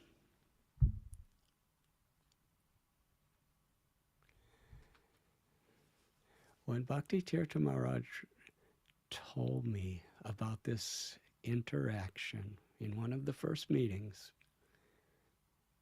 he said to me, I was very happy to be defeated by my Guru Maharaj.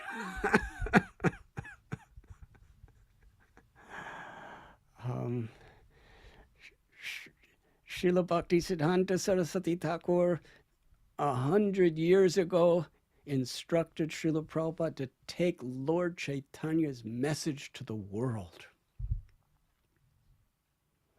And 50 years ago, Srila Prabhupada gave the same instruction to Bhakti Tirtha Swami Maharaj to preach Krishna consciousness to the world.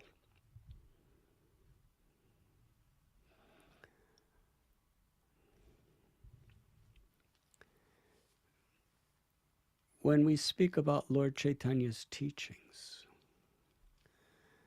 this is very relevant in the sense that Lord Chaitanya's teachings, as much or more than any spiritual teaching that anyone has ever spoken, totally crashed through all sectarian barriers. He crashed through the caste system. Everyone. He instructed Lord Nityananda Prabhu and Haridas Thakur, anybody and everybody that you meet, give them the message of how to love Krishna by chanting their holy names. Go everywhere. Have no fear. Go to everyone. And Srila Prabhupada did that.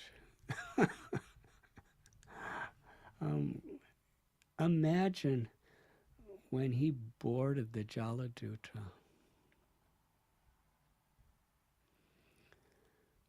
A 38-day on a cargo ship going to practically the farthest country in the world away from India.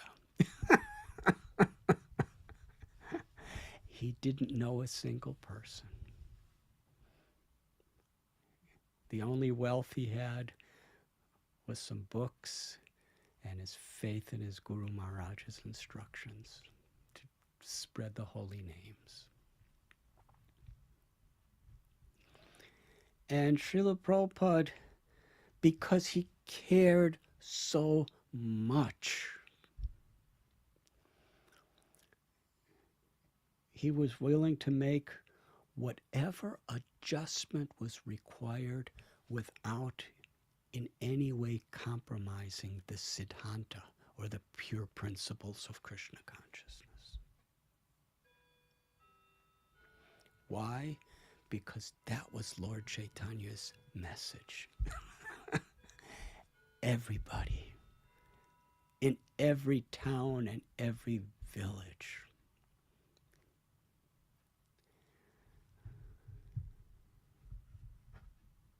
Srila Prabhupada traveled around the world 12 times with this message. And Srila Bhakti Tirtha Swami Maharaj, he took that same spirit from Srila Prabhupada in so much the same way. How much he wholeheartedly understood Srila Prabhupada's spirit and followed in his footsteps.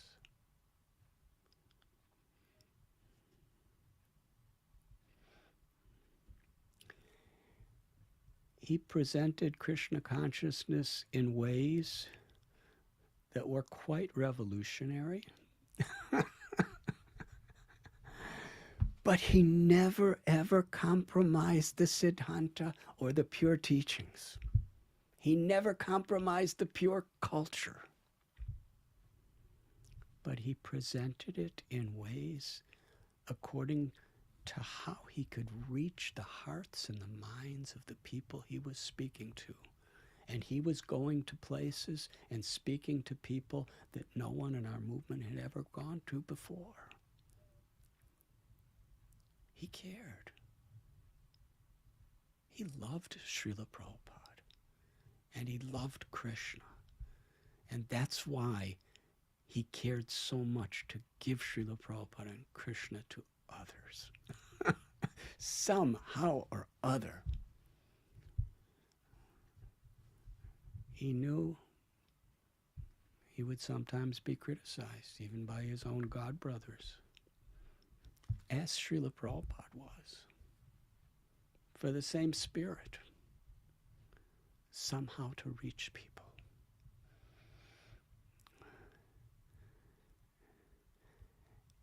And how he reached people.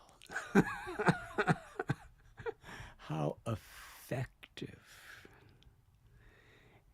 He just created a bridge between Srila Prabhupada's pure teachings and people in whatever state of consciousness they may have been. That was his goal. And that's what he lived. And that's what he died for.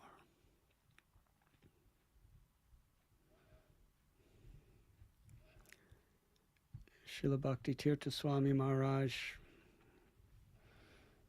when he would preach, when he would sing kirtan, when he would dance, when he would counsel people, when he would hear from people,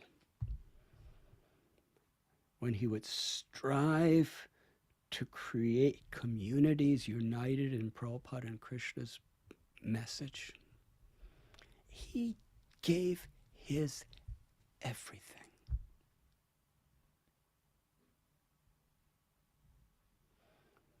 He gave his body, his mind, his heart, his soul,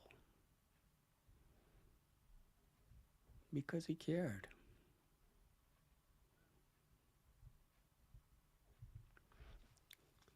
This is what is in Bhakti Tirtha Swami Maharaja's books.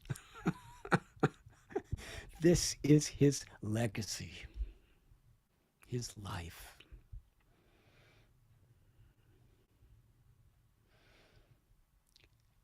When it was announced that he had this cancer. With great enthusiasm, he tried to reclaim his body from this disease. Brajalila Devi, 𝐤𝐬𝐢 Prabhu, they traveled to various places with him. You know, he was trying to, his body belonged to Srila Prabhupada. He was trying to restore Srila Prabhupada's property and preserve it. But when he understood that it was Radha Damodara's calling for him to relinquish his material body, he went to 𝐸𝐸. It's so interesting, when Srila Prabhupada was in his last months, and his body was very much declining, he went to London, and his plan was to go to 𝐸𝐸. But from London, his health deteriorated to such an extent that Srila Prabhupada returned to Vrindavan. But just the fact that it was his will to go to 𝐸𝐸 at that state of his life, how important that community was to Srila Prabhupada. And His Holiness Bhakti Tirtha Maharaj, his only mission in life was to fulfill Srila Prabhupada's desires. He really wanted to build a community at 𝐸𝐸. And he decided he could have gone to Vrindavan or Mayapur, which is the traditional place for Vaishnavas who are gradually departing from this world.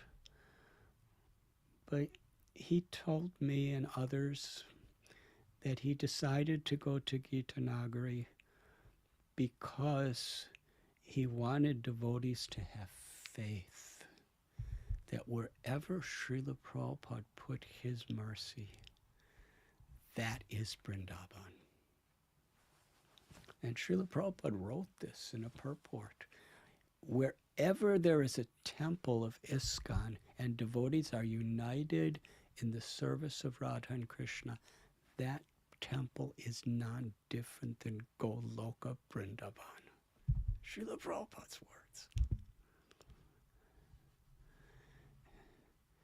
In his choice of where to depart from the world, it was an expression of his glorification of Srila Prabhupada and his desire to preach a great message for everyone, a message of hope.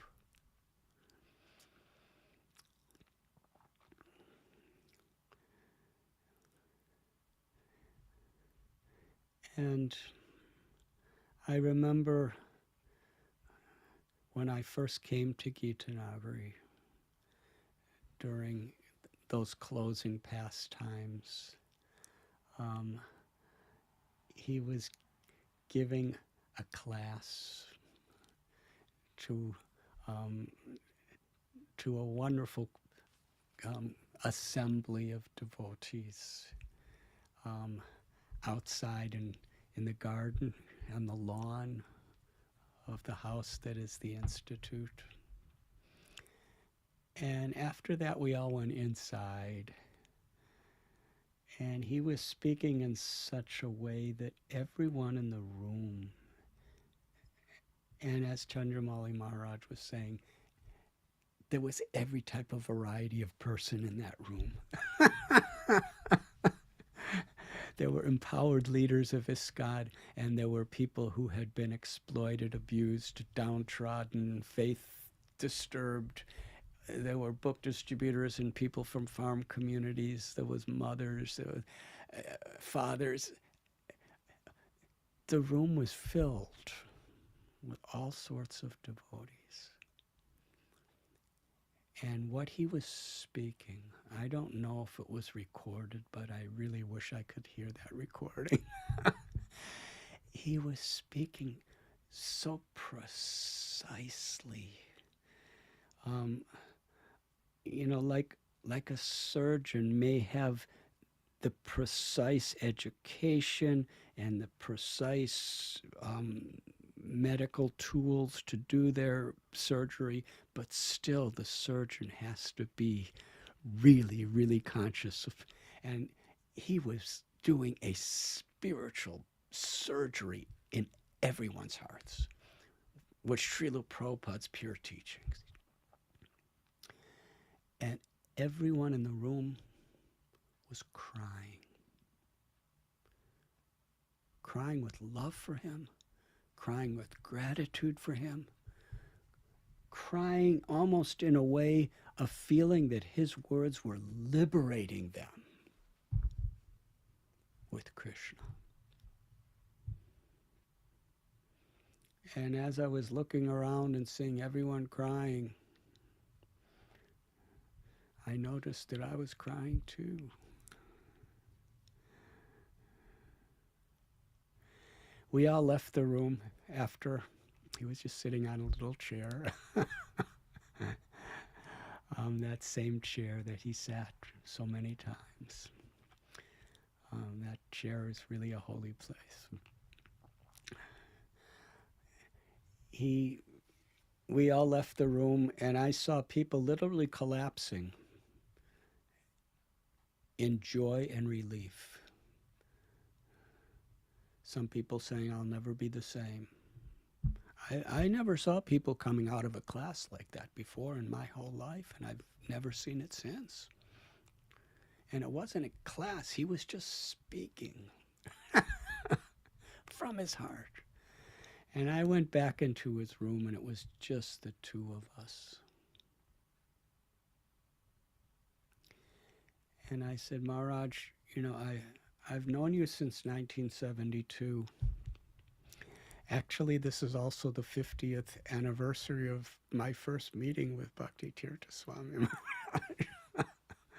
So it's a special year for me in so many ways.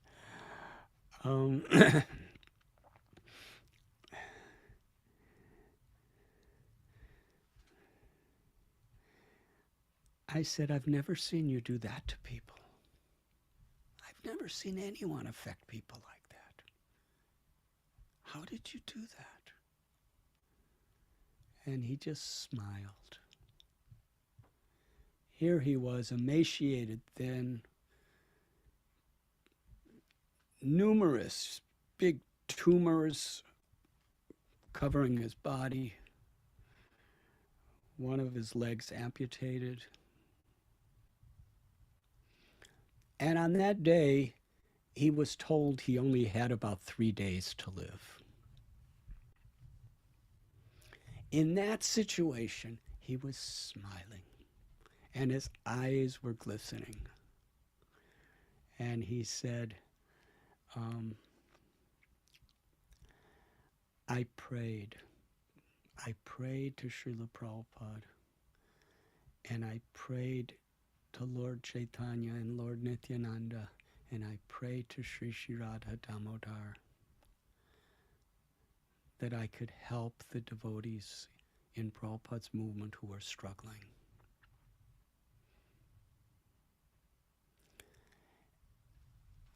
And in the state that I'm in now, I could help people more than I've ever helped them before.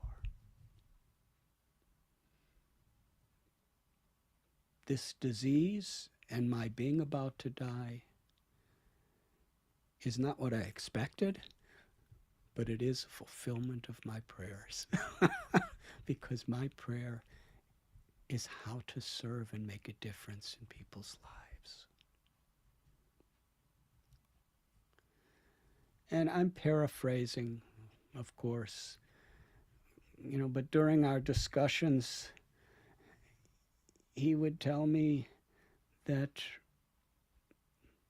anybody who has come to Srila Prabhupada's movement from whatever backgrounds, with whatever shortcomings or habits they may have, still they came to Prabhupada. And we have to help these people. And on this particular day in that room, after the assembly had left, he said that I am so grateful that I could reach people's hearts at this time in a deeper way than if I lived to be 100 years old.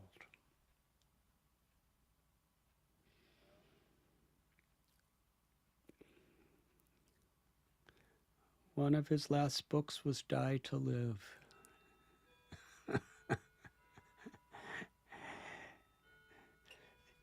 To live, to die from all of our false ego.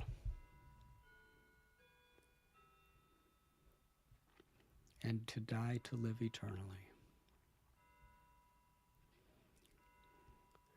Bhaktivinoda Thakur, he wrote a poem to be placed on the samadhi of Srila Haridas Thakur's, the place where his body was laid.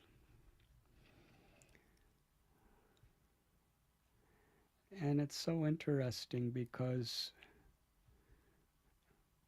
Haridas Thakur was often mistreated because he was from a very minority background. And Bhakti Tirtha Maharaj, it seems like he was also chosen to follow in the footsteps of Haridas Thakur in this way. On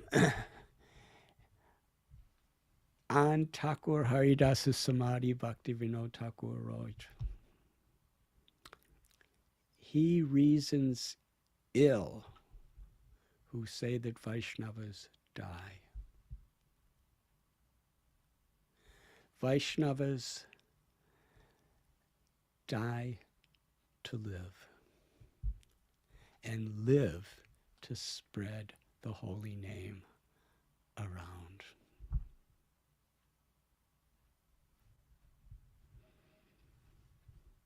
Yes, at this particular time in America's history, in the world history, the virtue of pure devotion that Bhakti Tirtha Maharaj represents, and the teachings and the ways that he taught are more critically relevant than ever before.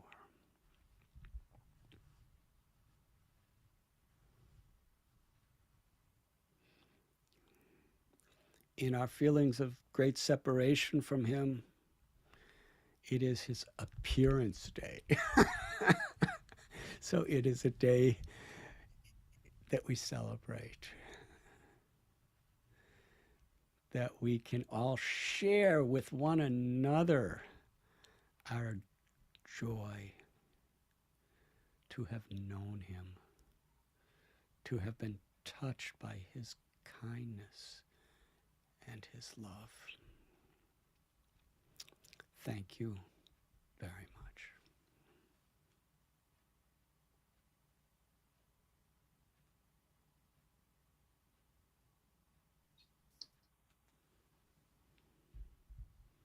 Thank you so very much, Maharaj, for having been here with us. And just, wow, our hearts are melted, and not only touched, but melted. So thank you so much for sharing such beautiful stories with us. And it has indeed been memorable. Hare Krishna, Gurudeva. I'm sorry if I said anything inappropriately, but it was just a spontaneous outpouring of my appreciation for all of you.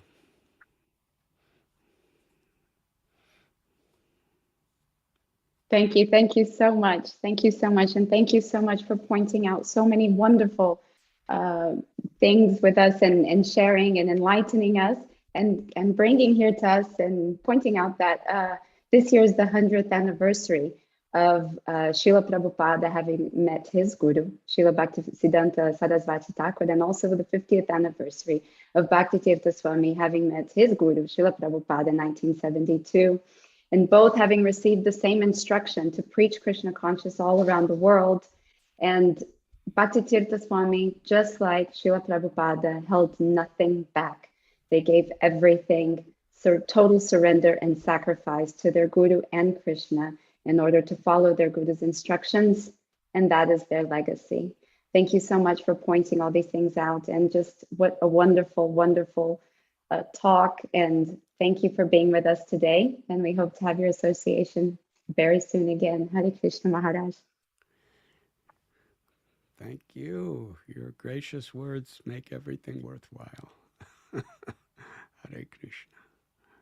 Srila Bhakti Tirtha Swami Maharaj ki jai. Srila Prabhupada ki jai. His Holiness Radhanath Maharaj ki Jai. Hi.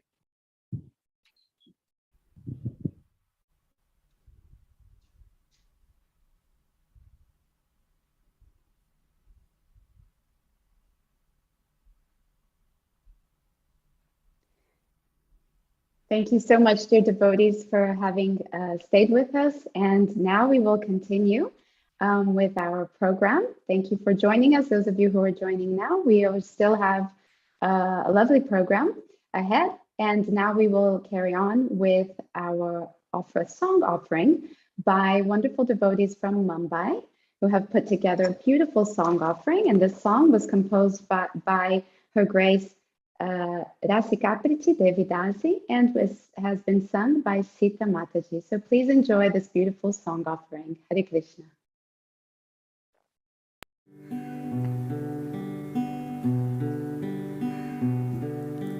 Long time ago in America, to a caring Christian ma, a boy was born to change the world, fill the folks he met with love. Oh Gurudeva, dear Gurudev, please never let us go. May we always follow you and walk the path you show.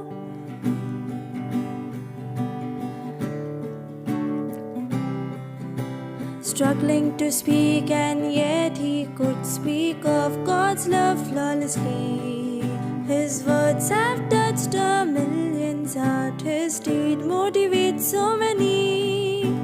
Oh Gurudev, oh dear Gurudev, please never let us go. May we always follow you and walk the path you show. When Srila Prabhupada asked for us to spread his words everywhere, his ardor and his love for him got him serving at the speed of air. Oh Gurudev, oh dear Gurudev, please never let us go. May we always follow you and walk the path you show. Washing the dirty consciousness, he transformed the eyes so fast. His vision ahead in time always, his thoughts so deep, so vast. Oh Gurudeva, dear Gurudev, please never let us go. May we always follow you and walk the path you show. God truly favored the humankind by sending this special soul. This John too came to baptize from the sins to our eternal goal. Oh Gurudeva, dear Gurudev, please never let us go. May we always follow you and walk the path you show. Servant of beloved Kanshama's friend, so dear to all, he personified compassion, he broke all limiting thrones.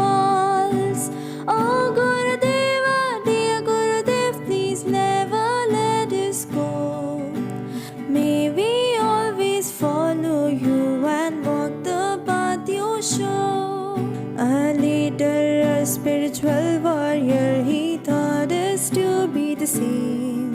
A visionary like no other. Swami Krishna Pad his name. Swami Bhakti Tirtha his name. Oh Gurudeva, dear Gurudev, please never let us go. May we always follow you and walk the path you show. May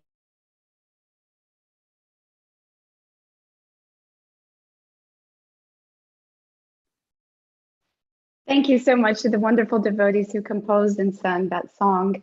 It was very, very sweet. Thank you so much for sharing that with us. And now we will carry on with our quiz. Are you ready? So here we have to be fast and precise. So please get your fingers ready to press that button really quick, and your intelligence ready as well, and your memory. Let's see if you remember the answers. So could we have the first question, please?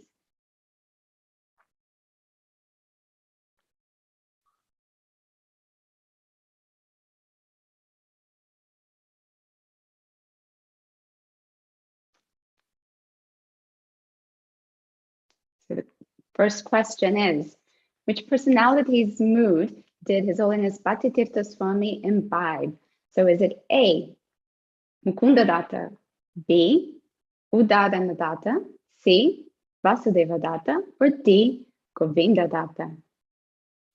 And now you will see a poll box with the question, and please click on the correct answer. You have 5 seconds left. Quickly, quickly, choose your answers. And we will soon reveal the answer, the correct answer. Okay, we have 77% says Vasudeva Datta. Is that the correct answer? Can we have the answer, please?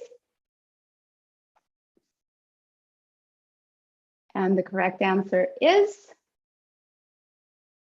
yes, it's C, Vasudeva Datta. So for those of you who chose letter C, you are indeed winners. Congratulations. Can we have question 2, please? What did His Holiness Bhakti Tirtha Swami establish in Boston in the year of 1974 in March? So March 1974, was it A, the congregation preaching, B, the Harinama party, C, mentorship system, or D, library party? So please, the poll is on, and we have 10 seconds for you to complete the poll quiz. Please choose the correct answer. And the poll has ended. Can we have the correct answer, please? It is D, the library party. So for those of you who chose D, congratulations, you got that one right, and you're winners. So thank you so much. And can we go to the third question, please? In his Spiritual Warrior Volume 2 book, which school does His Holiness Bhakti Tirtha Swami speak about? Is it A, School of Mercy, B, School of Compassion, C, School of Love, or D, School of Mind Control? We have the poll, and 10 seconds are on. Please choose the correct answer. If you don't know, just have a go and see what happens. Okay, and the poll is ending. The poll has ended. Can we please have the correct answer? It is C, School of Love. All right, thank you so much to everyone for participating in our quiz, and soon enough we will reveal the winners. But now I would like you to please join me and watch a beautiful video of His Holiness Bhakti Tirtha Swami called "Give Me Flowers While I Can See Them."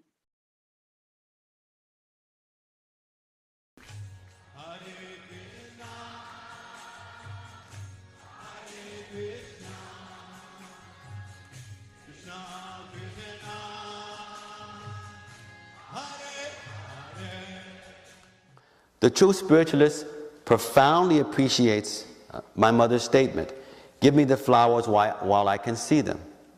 Therefore, it is important to say and do whatever is best for us, for ourselves now. Where we have made offenses, we must stop them and ask for forgiveness now. While we have people to meet, places to visit, experiences to have, we must put first things first now.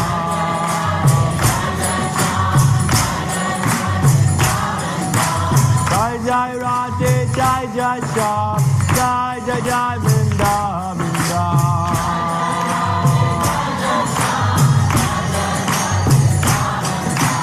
Jai Jai Radhe, Jai Jai Shyam, Jai Jai Jai Vrindavan,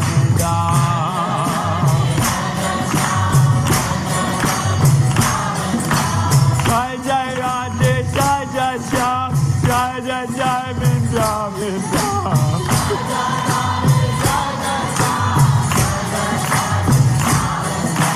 Jai Jai Radhe, Jai Jai Shyam, Jai Jai Jai Vrindavan,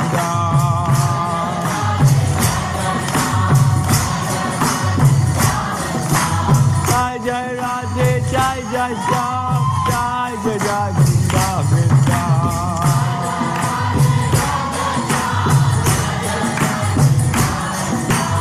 Jai Jai Radhe, Jai Jai Shyam.